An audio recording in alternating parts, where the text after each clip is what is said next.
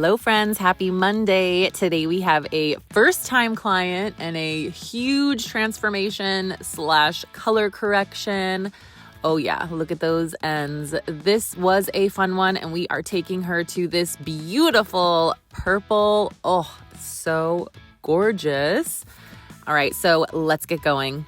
First, I wanted to get some of those dead ends off. So I just did a rough cut. My trick is if I put my comb behind your hair and I can see my comb, then those ends need to go. They are just like frayed little nothings. So I'm just doing a little rough cut first, and I am starting out with my K18 chelator. So this is going to remove 7 different types of metal and mineral buildup that are in the hair. And since it's my first time doing her hair, I want to make sure we don't have any reactions with previous color. So it kind of resets the hair and gets it ready for a transformation like this. Then after 4 minutes, I use the K18 mist and we are getting into our TZ lights. So my client, it's her first time with me. She did not want to have it all the way up. She really likes that ombre look. So if you notice, I tease the hair on the section and then I don't go all the way up. I'm still leaving like a few inches off the root there. So because I am doing that, the most important thing with this hair is that I make sure that everything matches up. So if I am staying like 3 inches off the root, I need to keep staying 3 inches off the root through the entire service. The only time that that is going to change is when I go to the front of the head and I have some that are higher up, closer to the face, yada, yada. So as you can see, I had to pick out all the dark pieces from her ends and lighten those and separate them. So going through all of this took a couple hours because even though I'm taking fairly large sections, she has a lot of hair and there's a lot of different colors. So as I make my way through each diagonal, about like 1/2 inch thick section, I have to paint the new growth, and then you can see I'm doing my trick that I have in other previous videos where I pull out the dark pieces and then I add another foil on top like I did there, and then I can color all the dark pieces. So this one was quite a few steps. I had to kind of open every foil halfway through after it was done and kind of reapply. I didn't get all of that on video, but it was definitely a lot of steps through this hair because you can see how many different shades there are.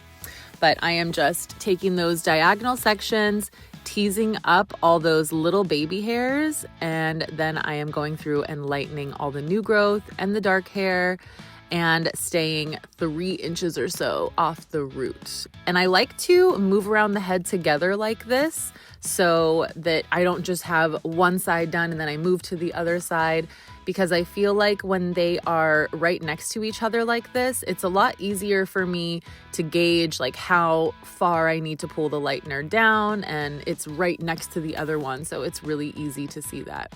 But you can see I'm picking out my dark pieces there. That's probably the most time-consuming thing that we have to do in these kind of color corrections, but it is so worth it to get those dark hairs covered. Plus, if you just put it on top of the blonde hairs, there's a good chance you're going to have a lot of breakage. Even though she does have coarse hair, and coarse hair can usually take a beating a lot better than like fine or medium, I don't like to push my client's hair, but you can see how that one is like almost all dark, but still I like to get those light pieces out. And I mean, maybe someday I'll get faster with it, but I seriously feel like such a grandma. I'm like shoving my face into the section and taking like little tiny pieces. But maybe it's the perfectionism. I don't know, but you know, we got to do what we got to do.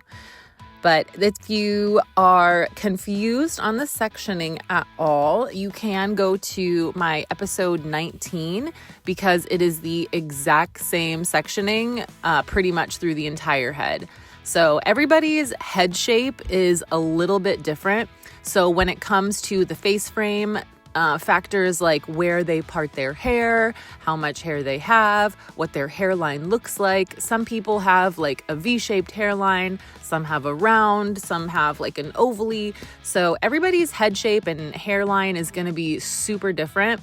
So that's the thing that you'll mainly see changing, is how I do the front of their hairline and how many foils there are, where they are, where their part is. So she is a side parter and episode 19 is a middle parter. So there are a few little things like that that are slightly different, and maybe I'll add more on one area, but you kind of get the idea. But I'm doing the same thing where I take diagonal sections all the way up, and then when I get to that final triangle, I am taking horizontal sections all the way until I get to the top of the crown. And this is what it looks like when it's finished.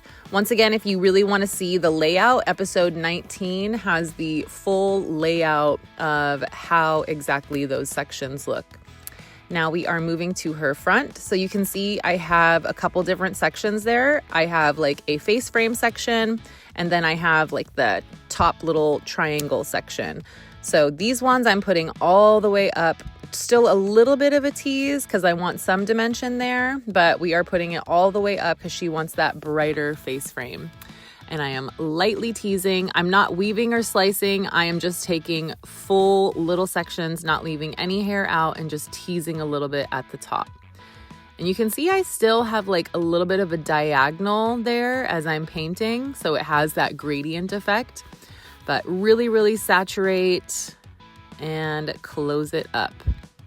And I'm just following that hairline, taking those really thin tease slices. I love that trick with the comb too. Once you're finished with your tease, just pop it right in there and it is out of the way. Close them up. So when I do these sections, they start very diagonal, and then as I make my way up, it curves to more horizontal. So that's also in episode 19, but now we are moving right to her front. So I'm just going to take a few back-to-back really, really, really thin slices. You can see how tiny it is. So those first few, I didn't leave any hair out. And then I'll start to weave after I get past a few of them because I want a little dimension. But we really want that front part to be really nice and bright. So I didn't leave out any hair in those first ones. And we'll start to weave here. And you can see just how tiny those sections are.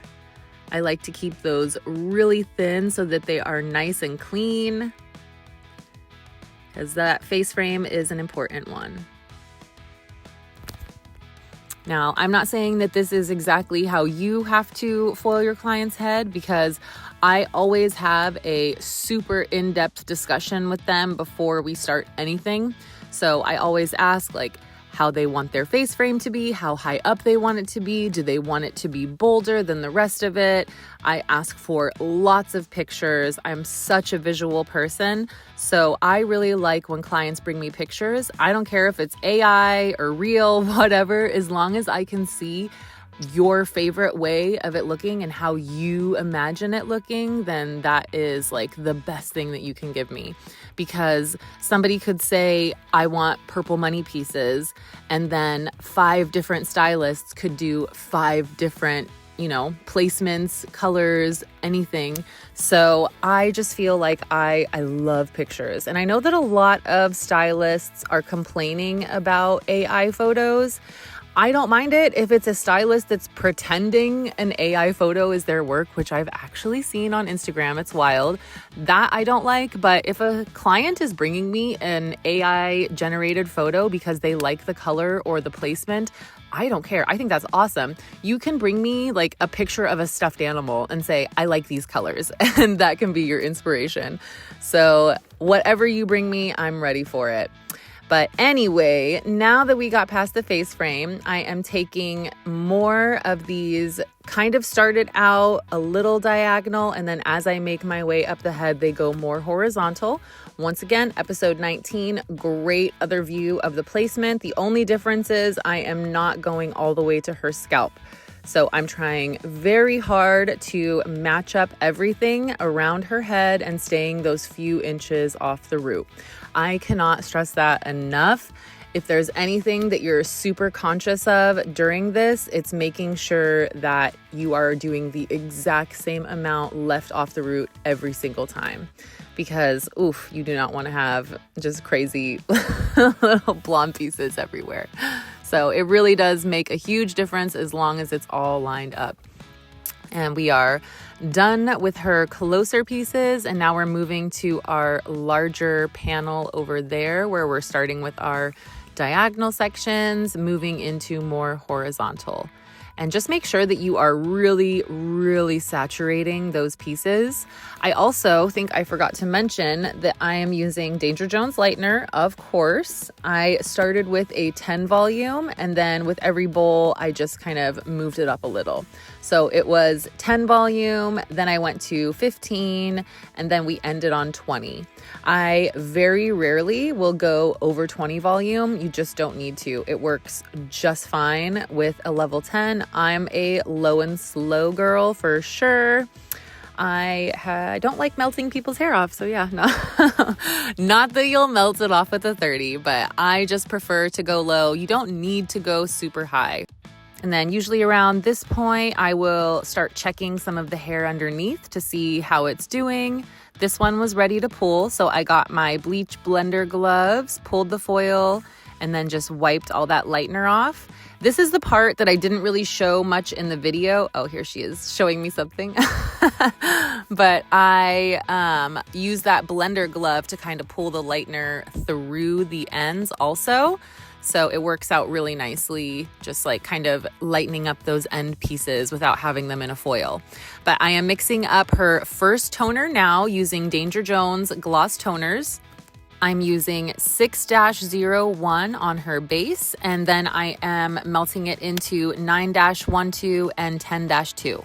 Now, you don't have to pre-tone if you don't want to, but me personally, especially when it's a color like purple, and because she wants some kind of lighter muted pieces, I really like to pre-tone, because if there is like yellow or orangey hints in the hair, anything like 7, 8, 9, she's about an 8-9 in most areas, some 10s, but which I was pretty happy with from the color correction we started with.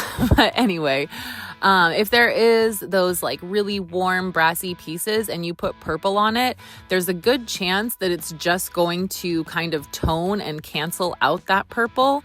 So I don't want to do that. I want to have a really strong purple. So I'm going to try to cancel out some of that warmth now. And I'm just kind of applying her shadow root so that everything blends really nicely, so that her hair doesn't just go from black to platinum with her highlights. Even though it's a beautiful blend, I want there to be that gradient, fade to it. And we are going to be putting like a deeper purple on the top and melting it down.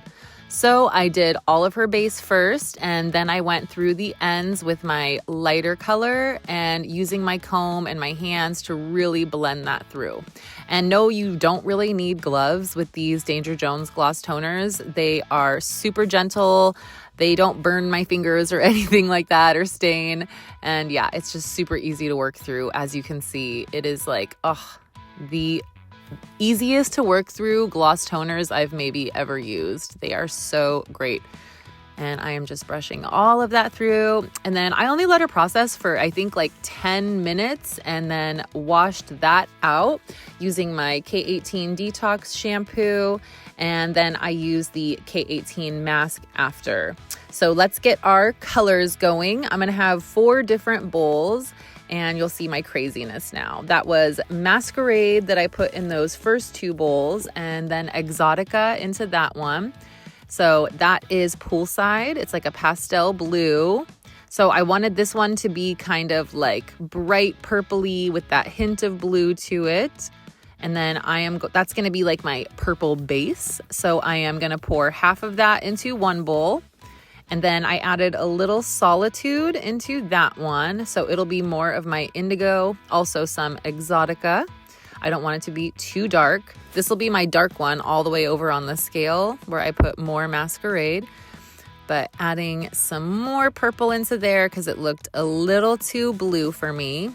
And this is usually how I mix my colors. I just do everything by eye. So I wanted to add a little conditioner into the masquerade because even though I want a deep purple, I don't want it to be like super, super dark. And then I'm just using straight Hysteria for my little berry purple. So now we have 4 different shades of purple that we are going to use. I'm super excited about it. So the dark one is just going to go on the base, and I'm pushing it down like a little less than halfway. And then I am just going to alternate the different purples through the ends so that she has different ribbons of purple color all through her hair. It's going to be so cute.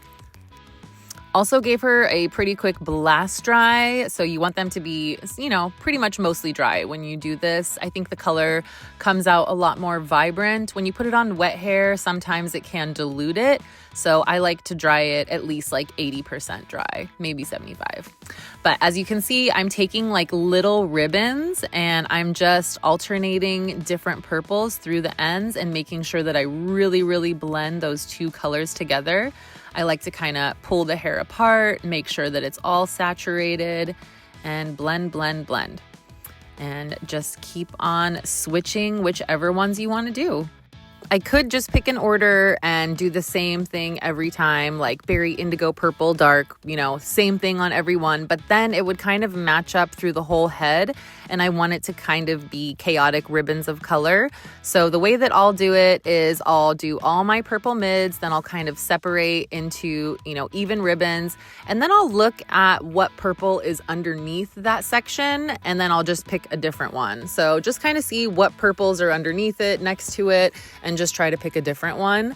So that's what I do. And then you're really alternating and there's little ribbons all over the place. And these are pretty big sections. So you're getting like 1.5 inches like thick of a piece of hair here. Even though it's a skinny ribbon, it's still going to be a nice chunk of hair that comes down.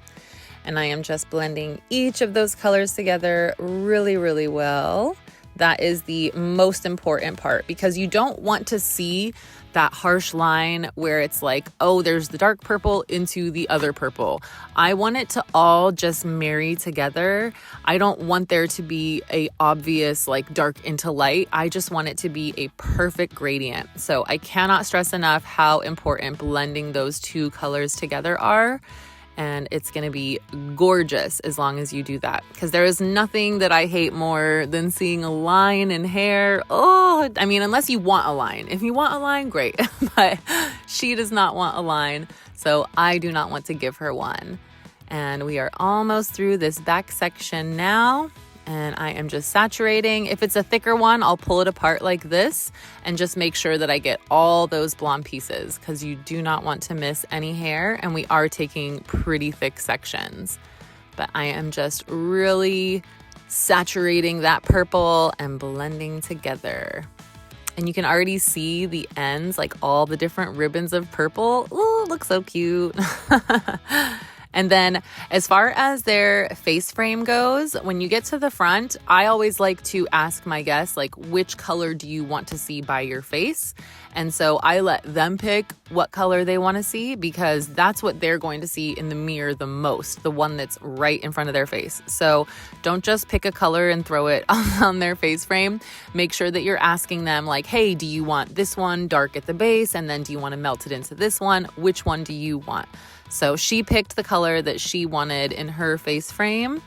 And yeah, that's pretty much it. I think, like I was saying, the main thing with these tutorials is I can give you placement ideas and I can give you color ideas and you can do exactly what I do on somebody. But if that's not what they want, then we're not doing our job right. So take the information I give you and add your own twist to it. Make sure you're talking to people. Make sure you're communicating with your client or your friend or whoever's hair you're doing, and that you both are on the same page about what colors they want, where they want it, how they want their highlights. There's just so many factors that go into it. And I think that just experience and, making discoveries as we learn is the most important thing you can do. Just practice and have fun. And I'm just finishing up her little money pieces there, and look at how beautiful. So I washed her out with cold water only, ice cold water. Here is my K18 volumizing spray and my leaf and flower 7-minute blowout and frizz remedy spray. Gave her a nice blowout. Oh, look how pretty that purple is. So gorgeous. I love it. And then here's me showing her hair for the first time. Her hands. So cute. I love getting people's reactions to their new hair. Look at her hands are just like frozen. It's so cute. So now I have to finish my haircut because we just did that rough cut, if you remember. So we haven't even done it yet. Oh, but look at how cute it looks. She's so stoked. So beautiful. I seriously love showing clients their hair. It's like my favorite thing, the best part of my day. So I'm going to go through and finish her haircut now. I did just a little bit of like face framing, nothing crazy, just a little bit of face framing, concave layering, long layers. She didn't want anything too crazy. I'll usually have them stand up so I can do a good perimeter cut. When they're sitting in the chair, it's just going to like be kind of bouncing off the back of the chair. You're not going to get a clean line. So normally I will flip their cape superhero style, have them stand up, and then I sit on my stool because I am tall and I feel like everybody else is super little. So I sit there and I get their beautiful perimeter, and you can see I just kind of work up in that rounded shape all the way up her face frame. It is going to be so beautiful. Look at me just chilling with my elbow on the chair. So stupid. Anyway, and just finishing up that perimeter. Oh, look at her money piece in the mirror. It looks so cute. Oh my gosh. Love it. And then just getting off some dead ends here. Some beautiful little face framing. And I just like to point cut and try to get as many of those little dead ends off as I can. And do some concave layering through here. And it was gorgeous. Look at all those shades of purple. Wait till we curl it and then you'll really see all of them. Oh, so beautiful. There's some more layers. Now she's all good. So now we get the real reaction here. So cute. All right, so I finish her off with some K18 hair oil. This is going to give her heat protection up to 450 degrees for the curling iron, and it reduces frizz and all that good stuff. But look at how gorgeous it is. So multi-tonal and dimensional. Ugh, I feel like the lighting was not even doing it justice. You can really see the ribbons there. It matches her shirt too. Look at how cute. Yeah, that was totally on purpose also. And then here is with our cute little butterfly clips. Oh, I am absolutely obsessed. Thank you so much, you guys, for watching this video. I hope you enjoyed it. I will see you next Monday for another tutorial. Please like and subscribe.